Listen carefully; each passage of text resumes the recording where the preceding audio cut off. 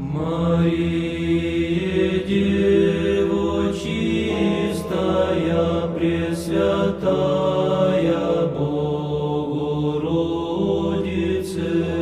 радуйся, невесто, не невестная, Царице, Мати, Деву, руно все покрывающее. Bueno, ha llegado a la productora El Tesoro de la Isla una consulta, una pregunta acerca del cierre del Seminario Diocesano de San Rafael. Y yo, según mi costumbre, he intentado encontrar sacerdotes que quieran responder a esta pregunta, pero bueno, por razones comprensibles, no han accedido a esta petición. Y entonces he decidido, en contra de mi costumbre, porque a mí me gusta más aprender que enseñar, y me siento un aprendiz más que un maestro, he decidido, en este caso, responder yo, porque yo estudié en el seminario de San Rafael, ingresé el día de la fundación del seminario, en el día 25 de marzo del año 1984.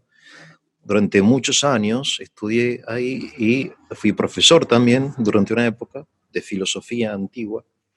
Entonces creo hablar con cierto conocimiento de causa. Entonces voy a dividir la respuesta en algunas breves reflexiones, cortas, que, bueno, espero que sean de su comprensión. De todas formas, si no lo son, si tienen observaciones, preguntas, a lo que yo diga, pueden escribirme a mi casilla de correo. En primer lugar, entonces, San Rafael y el Concilio Vaticano II. El fundador de San Rafael fue el obispo León Kruk, que en el año 1984 abre su seminario diocesano y él se pone como inspirador, como fundador, como inspirador, guía de esta nueva empresa que se dio gracias a la donación de una hermosa casa en un lugar extraordinario. San Rafael es extraordinario porque hay muchos viñedos, hay mucho sol, y bueno, tuvo esa donación el obispo, encontró sacerdotes dispuestos a llevar adelante este seminario, esta nueva iniciativa, pero el obispo siempre dejó en claro su posición, que es la posición de todos nosotros, de obediencia al Vaticano II. Obediencia a la Iglesia siempre, y al Vaticano II en particular. Y podría abundar acerca de esto, pero bueno, no hay tiempo. Pero los textos del Vaticano II eran los textos que meditábamos continuamente, que subrayábamos, que eran textos de lectura individual o también estaban incluidos dentro de de las materias teológicas, ¿no? Así que no es difícil, por otro lado, cerciorarse de lo que digo, porque cualquiera que vaya a San Rafael verá que la misa que se celebra es la misa que se celebra en todo el mundo, o sea, la misa que fue, que es la misa de siempre, obviamente, pero que cumple con la reforma litúrgica. Fundamentalmente, lo obvio es la lengua vernácula, el español en nuestro caso, no el latín, después el lugar del sacerdote y del altar frente al pueblo, y otros ritos, otras rúbricas que se cumplen, siempre se cumplieron en San Rafael. Y que es el punto fundamental donde el tradicionalismo no acepta, o sea, el sector tradicionalista de la Iglesia precisamente rechaza en primer lugar la reforma litúrgica. De modo que San Rafael siempre fue fiel al Vaticano II. Y también en la enseñanza doctrinal, en la teología dogmática, moral, pastoral, litúrgica, siempre se tuvieron en cuenta las enseñanzas del Vaticano II y del magisterio posterior, ¿no? Nosotros siempre usábamos las encíclicas de los papas, fundamentalmente Juan Pablo II, que fue el papa que yo que gobernaba en la iglesia durante mis estudios, siempre utilizábamos las encíclicas para meditar, para hacer retiros espirituales, etcétera, ¿no? Y lo mismo de los papas posteriores, bueno, yo ya no estaba ahí, pero entiendo que es el mismo espíritu, ¿no? Entonces, los libros de texto del Seminario de San Rafael, que no debe estar, no son un misterio, son libros de textos de teología, que se utilizan en todas partes. Hay obviamente y esto voy a hablar en el segundo punto, un acento en el tomismo, ¿no? En la fidelidad a la enseñanza de Santo Tomás de Aquino, pero eso precisamente está dentro de la enseñanza del Vaticano II, ¿no? Así que, tanto en el aspecto litúrgico como pastoral, como doctrinal, el seminario de San Rafael fue fiel al Vaticano II. No hay ninguna duda, ni puede haberla, acerca de este punto. Y hubo debates con el tradicionalismo que rechaza al Vaticano II, muy fuertes entre nosotros, los que pertenecíamos a este grupo de sacerdotes y de seminaristas, y los tradicionalistas que rechazaban al Vaticano II. San Rafael fue siempre fiel al Vaticano II y devoto de los papas. Siempre una profunda devoción hacia los papas, no solo de la antigüedad, por supuesto, sino de hoy. Juan Pablo II, Benedicto, Francisco. Eso en primer lugar. En segundo lugar, eh, en San Rafael, y acá quizá venga la confusión, se consideraba que el Concilio Vaticano II es un eslabón dentro de una cadena larga de enseñanzas de la Iglesia. Por eso la formación estaba como fundada, en primer lugar, en el contacto personal con la Sagrada Escritura. O sea, hay una lectura diaria de 1 hora de la Sagrada Escritura, un contacto personal con la palabra de Dios. Después se ponía también mucho el acento en la tradición patrística, es decir, los santos padres, los mártires, estos hombres que formaron, digamos, la doctrina católica, San Agustín de Hipona, San Atanasio, San Basilio Magno, San Gregorio, San León Magno, es decir, las columnas. Si ustedes van a San Pedro, van a ver que el trono de San Pedro está como sostenido por 4 hombres, ¿no? Estos son los padres de la iglesia, lo cual nos da a entender que la misma iglesia considera que su doctrina está fundada en los padres de la iglesia, ¿no? Que se llaman padres porque fueron los que, debido a las persecuciones y a las herejías, lograron sistematizar la doctrina evangélica. En tercer lugar, el tomismo. Santo Tomás de Aquino, el maestro universal de la Iglesia, el doctor universal de la Iglesia, declarado así por León XIII, pero sostenido por el Vaticano II, era nuestro guía intelectual, nuestro formador, y teníamos el privilegio y la gracia de tener una lectura directa con Santo Tomás, con la Suma Teológica, con la Catena Áurea, con la Suma contra Gentiles, etcétera, ¿no? Y eso fue algo muy fuerte, porque Santo Tomás de Aquino no solamente te enseña, sino que te enseña a pensar, ¿no? Y eso insistían mucho nuestros profesores, de aprender a pensar, como lo hizo Santo Tomás, ¿no?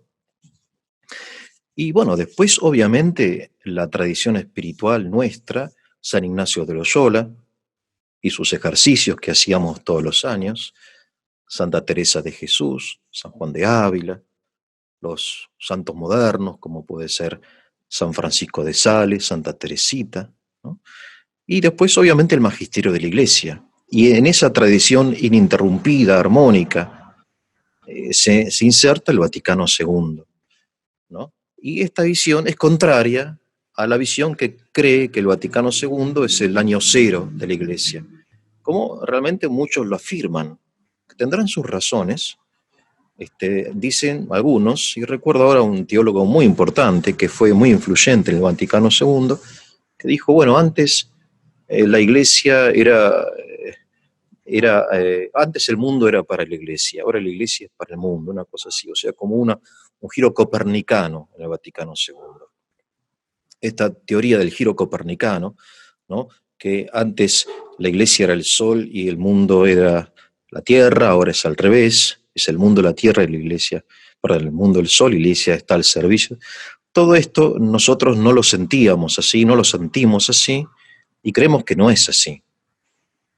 Okay, la iglesia es una tradición viva, un organismo vivo que va creciendo. Bueno, el Vaticano II dentro de 400 años pasará la historia, ¿no? Y creo que en parte ya ha pasado la historia, porque pasaron 50 años y pasaron muchas cosas después del Vaticano II, ¿no?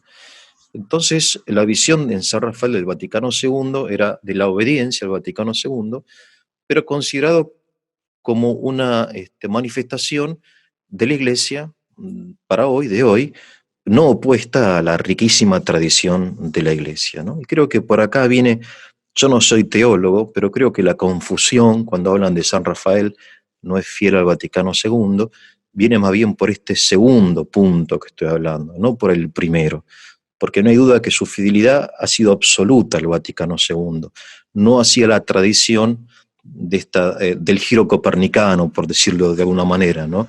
De que desde Constantino hasta el Vaticano II la iglesia era una cosa y después el Vaticano II es otra. No, la iglesia siempre es la misma y será siempre la misma. Entonces, en este sentido de la tradición, sí distingue a San Rafael quizá de otras posturas, ¿no? Y de otros seminarios. Bueno, en tercer lugar, aquí escribí que la tradición y el progreso son dos formas opuestas y complementarias de percibir la propia existencia. Esto lo dice un pensador español, que para mí es grande, Dalmacio Negro, que dice que siempre en todas las cosas va a haber gente más tradicional y más liberal o progresista. Porque es en todas las cosas, en la música, en el arte, en la política, hasta en la comida, en el vino, en la forma de vivir, de pensar, de hacer las cosas, hay posturas más cercanas a lo tradicional y posturas que viven más en lo inmediato y creen que cada generación es única e irrepetible. En cambio, el tradicionalista o el tradicional cree que las cosas se repiten y que hay puntos, digamos, donde emerge, digamos, ¿no? De modo especial la inteligencia o el espíritu, ¿no? En forma hegeliana, estoy diciendo que no soy hegeliano, pero obviamente la plenitud de los tiempos es Cristo, ¿no? Entonces uno mira hacia el pasado, hacia el presente y hacia el futuro. Bueno, pero en esa relación hay diversidad, ¿no? Se puede ver claramente, por ejemplo, en la Iglesia Oriental, que yo conozco bastante bien porque viví 14 años en Rusia, su sentido conservador de la fe, o la Iglesia nuestra latina, que tiene un sentido más jurídico. Bueno, pero esa es la riqueza de la Iglesia. Entonces, hay que distinguir bien entre la unidad y la uniformidad. Tiene que haber en la Iglesia gente tradicional, como tiene que haber en la Iglesia gente más progre, como decimos hoy, ¿no? Tiene que haberlo, dentro de los límites de la sana doctrina y dentro de la moderación que nos indica la prudencia. Pero somos distintos, entonces en esa distinción personal, cada cristiano debería tener derecho a formarse del modo en que quiere, ¿no? Es decir, los seminaristas del seminario de San Rafael, ahora que se cierra el seminario, van a ir a otro seminario donde no se van a sentir cómodos, van a tener que andar escondiendo sus convicciones, su forma de pensar, lo cual no tiene sentido, porque dentro del marco amplísimo de la fe hay formas diversas, ¿no? San Agustín decía una frase extraordinaria, decía, en lo esencial unidad, en lo opinable libertad y en todo amor. Y entonces, teniendo lo esencial, que es el credo, ¿no? Después hay cosas opinables que, bueno, hay personas que se sienten más identificadas con, por ejemplo, con los cantos solemnes en la misa, con la misa en latín o con la polifonía barroca, que es extraordinario y que esa música los ayuda a elevarse a Dios. Hay otros que tocan cumbia y batería y qué sé yo, guitarra eléctrica en la misa. Bueno, qué sé yo. Pero no se puede prohibir una cosa o la otra, ¿no? Sino que dentro de lo opinable tiene que haber libertad. Esa es mi opinión. Cuarto lugar, yo puse acá el pueblo de Dios, que es para mí lo clave en este asunto, es que el Vaticano II precisamente insiste en que es el pueblo de Dios el sujeto de la gracia. Dios se comunica a su pueblo. Y entonces, una institución que tiene 30 años de vida, fundada en el 84 y que va a cerrarse en el 20, ¿no? A finales del 20, digo, el pueblo de Dios que peregrina en San Rafael no tiene nada que decir acerca de esto. No le pertenece al pueblo de Dios el seminario. ¿A quién le pertenece el seminario? No es del pueblo, no es tomado para el pueblo, como dice San Pablo, desde el pueblo y para el pueblo. Y entonces, digo yo, ¿no? Esto lo digo con total humildad, sin ánimo de criticar ni exterior ni interior a nadie. ¿No convendría hacer una consulta al pueblo de Dios? Una asamblea diocesana extraordinaria donde los laicos participen de estas decisiones, quizá no en forma vinculante, dejando al pastor la decisión final, pero una asamblea diocesana extraordinaria es un momento muy fuerte. Lo sé porque he vivido en diócesis, acá no muy lejos de Buenos Aires, donde anualmente se hacen estas asambleas. Y el obispo se enriquece de la opinión de los laicos, también acerca del seminario. ¿Qué dicen los laicos de San Rafael? Yo sé que hay grupos que rezan frente al obispado y mandan cartas, pero la misma iglesia, la misma jerarquía debería ser la interesada, digo yo, ¿no? Pienso yo, en escuchar la opinión de la gente. ¿Quieren a estos curas? ¿Les sirve? ¿Los ayudan a acercarse a Dios? ¿Quieren cerrar el seminario? ¿Quieren continuarlo? Entonces yo creo que si hoy se hiciera en esta época un concilio, la mitad serían laicos y la mitad de esa mitad serían mujeres, porque la Iglesia ha abandonado el clericalismo, al menos en teoría, ¿no? En la práctica todavía no. Entonces hay que abandonar el clericalismo y dejar que la gente, que el pueblo, también participe en el gobierno de la Iglesia, dejando, por supuesto, intacta la autoridad de los obispos y, en todo caso, la autoridad del Papa, ¿no? Entonces yo vuelvo a insistir, se pierden oportunidades por no dar lugar a los laicos que se expresen acerca de esto, ¿no? Bien, esto para mí es el punto principal. Cuarto punto, la comunión en la mano, que fue, digamos, el punto de discusión que provocó en parte el decreto de cierre del seminario. Bueno, la comunión en la mano, hay una norma que no la obliga, se permite, y entonces obligar a dar la comunión en la mano está más allá de la norma, digamos, es de lo opinable, precisamente. Entonces, cuando el obispo obliga, entonces uno se pregunta, ¿por qué obliga? Bueno, por una causa de higiene, pero no es una razón teológica. Eso es importante. La razón formal de la prohibición no es teológica, sino, digamos, de salud. Entonces, es un ámbito donde la jerarquía ya no tiene digamos, su autoridad, ¿no? Ahí no está asistida por la gracia. Es un tema estrictamente disciplinar en lo más estricto del término. O sea, no hay ningún fundamento teológico para prohibir la comunión en la boca. Sino dice, bueno, claro, uno se puede contagiar del bicho ¿no? Del COVID. Y entonces, bueno, a ver, hay una forma muy sencilla. Es desinfectarse los dedos en un envase con alcohol al 70. Entonces das la comunión en la mano, te lavas los dedos, te secas con una toalla, la comunión en la boca, perdón, y lo volvés a dar. Ninguna dificultad, hay menos riesgo en este caso que darla en la mano porque no le tocas la mano al comulgante y mantenés tu conciencia en paz porque según vos, según el sacerdote o el laico en cuestión, la forma más digna de recibir la comunión es en la boca.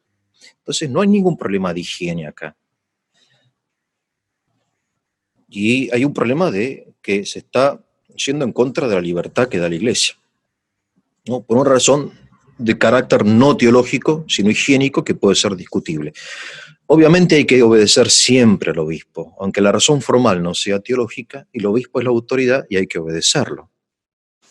Estamos en eso totalmente de acuerdo. Bien, pero no es una rebeldía grave, no es grave, es leve, es más, es disculpable, diría yo, es disculpable. Tampoco se está negando la divinidad de Cristo o, o la validez de los sacramentos. Es un tema disciplinar, más orientado a la salud de la gente y que se podría evitar tranquilamente con un poco de flexibilidad, de creatividad, purificándose los dedos, ¿no?, del sacerdote y ya está. Y no hay dificultad de que cada uno haga lo que quiera, porque en la iglesia tiene que haber libertad. Unidad, pero no uniformidad. Bien.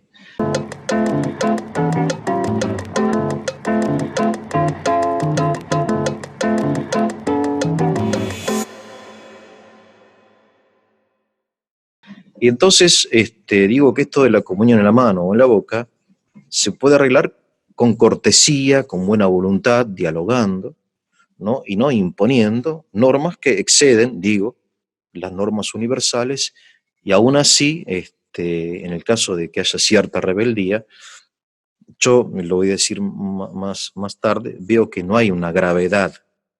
Al contrario, para mí lo grave es no darse cuenta que se puede hacer lo mismo poniendo no sé, una vasija de vidrio con alcohol y se acabó la historia, ¿no? No hay dificultad. Bueno, en quinto lugar puse acá la situación de los sacerdotes. Hay sacerdotes que, según entiendo, puede ser que me equivoco, fueron enviados a sus casas sin ministerio, quizá pudiéndose ver la misa en privado, sin un salario, sin parroquia. Esto es muy doloroso para un sacerdote que perder la parroquia, su comunidad.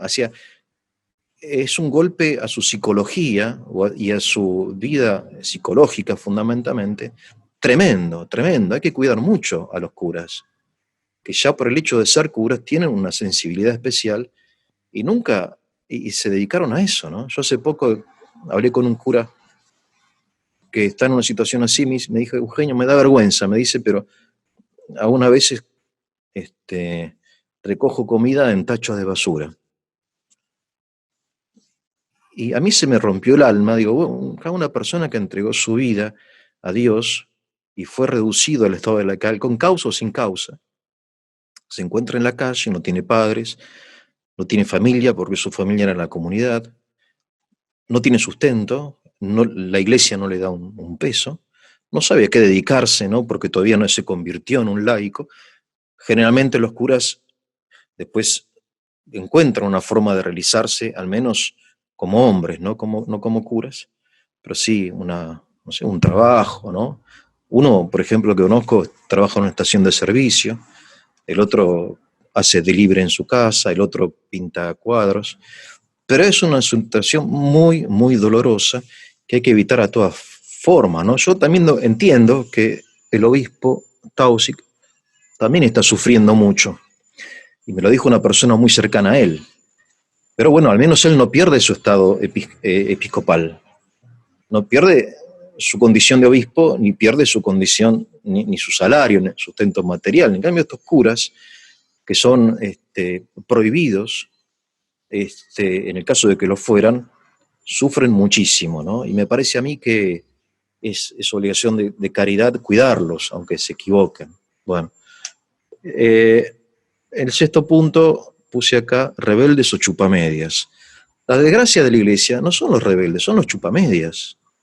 Si hay un hombre que se rebela contra el obispo porque en conciencia está haciendo algo que está mal, aunque se equivoque, pero en conciencia él cree que la comunión en la mano no es la forma digna de tratar al Santísimo Sacramento, porque en cada partícula está Cristo, todo verdadero, real y sustancialmente, como dice el Concilio de Trento, ¿no? Bien.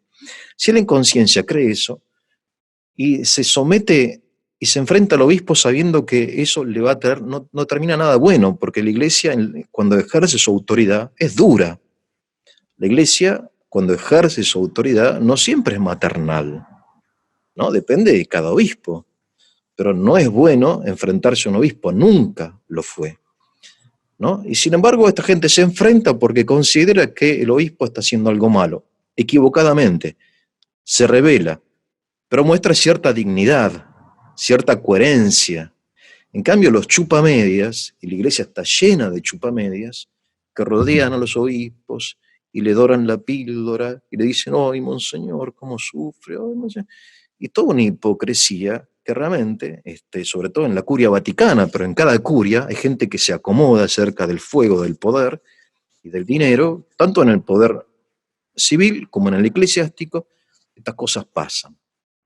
Y entonces digo, bueno, a los rebeldes hay que moderarlos, pero a los chupamedias hay que sacárselo de encima. En séptimo lugar, la unidad. Ante los grandes desafíos que tenemos, hoy se está imponiendo el aborto en la Argentina, la ideología de género, la pobreza creciente, la descristianización creciente, el ateísmo militante o práctico. Es decir, estamos como en un incendio, ¿no? Entonces somos los bomberos, tenemos que estar juntos. Entonces no podemos hoy pelearnos por estas cosas. Tenemos que lograr un consenso en la unidad para luchar contra los grandes problemas que hoy tenemos que enfrentar. El tema de la comunión en la mano no se inscribe dentro de los grandes problemas, son temas nuestros que la gente no entiende. Digamos, hace poco Página 12 sacó un artículo sobre esto del Seminario de San Rafael. Página 12 no puede entender lo importante que es para un católico la Eucaristía. Entonces empieza como señor Tortolo, la dictadura militar, etcétera, porque entiende todo en su marco conceptual político que no conoce otro. En cambio, la gente que hace adoración eucarística y que adora a Cristo en la Eucaristía, que somos todos los católicos, no los nominales, sino los reales, los que hemos sufrido la conversión del corazón, ¿no? Que es lo que nos hace católicos al habernos convertidos. Bueno, tenemos que estar unidos y no perder gente valiosa, porque la gente se pierde, no es que se cierra un seminario y todos se pasan a otro, ¿no? Muchos se van al exterior, como sucede muchas veces, ¿no? Porque los seminaristas no son tontos, ellos quieren tener una formación adecuada a su modo de pensar. Entonces, bueno, en Argentina no hay un seminario que me guste. Bueno, me voy a España, me voy a los Estados Unidos, donde el obispo me recibe y puedo formarme según mi conciencia y mis convicciones. Entonces, perder sacerdotes por el hecho de que sean tradicionales, no me parece que sea una estrategia inteligente, ¿no? Bueno, esto lo digo yo. Lo mismo hay que decir de los enemigos de la iglesia. La iglesia tiene enemigos que la quieren ver destruida y se sienten felices cuando se cierra un seminario. Imagínense la felicidad que sienten los enemigos de la iglesia al ver que se cierra un seminario, ¿no? Y bueno, entonces nos estamos debilitando, no fortaleciendo. El segundo punto que noté acá es la debilidad de los creyentes. Bueno, San Pablo tiene en su vida apostólica y pastoral, encontró situaciones de mucha complejidad porque, por ejemplo, los judíos que se hacían cristianos sentían la necesidad psicológica de continuar los rituales de sus padres, ¿no? Y los paganos, por otro lado, sentían la necesidad psicológica de rechazar los rituales de sus padres, ¿no? Por ejemplo, el tema de los animales que habían sido sacrificados a los dioses, ¿no? Y entonces San Pablo habla de que hay que ser considerado con la debilidad. La caridad considera la debilidad del otro, no la razón. No importa que tenga razón. Si un judío que es consciente de que sus padres, sus abuelos, su tatarabuelo, hasta llegar a Jacob, se circuncidaban, no puede rechazar fácilmente la circuncisión. San Pablo, bueno, mientras que no considere que la circuncisión es salvadora, que lo haga como un ritual, bueno, qué sé yo. la debilidad, no la razón, no el derecho, no la ley, sino considerar la debilidad del otro. Lo mismo con los paganos, ¿no? Algunos paganos se sentaban a comer y comían ahí carne de animales consagrados no sé a qué dioses. Todos los cristianos no querían, pero bueno, pero si esos dioses no existen, ¿qué te importa? Comé, está buenísimo, el churrasco. No, no, y se burlaban, ¿no? No, pero ves que... No, no. Y entonces hay gente que vive la fe de un modo particular, con cierta debilidad, ¿no? O cierta conciencia más rigurosa o lo que sea, y hay que respetarla, nada más. ¿Eh?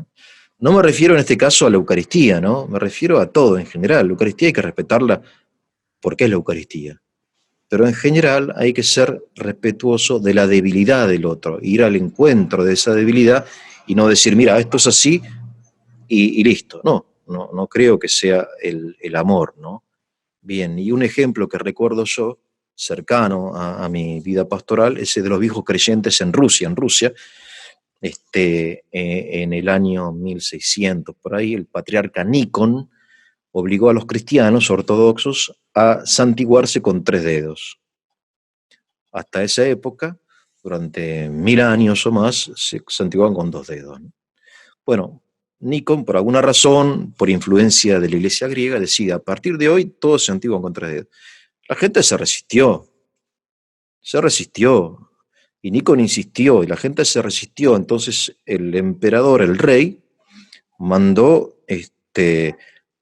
destruir a esa gente, porque no eran obedientes al patriarca, y el patriarca era también representante del imperio, y entonces hoy se pregunta uno, ¿y qué te importa?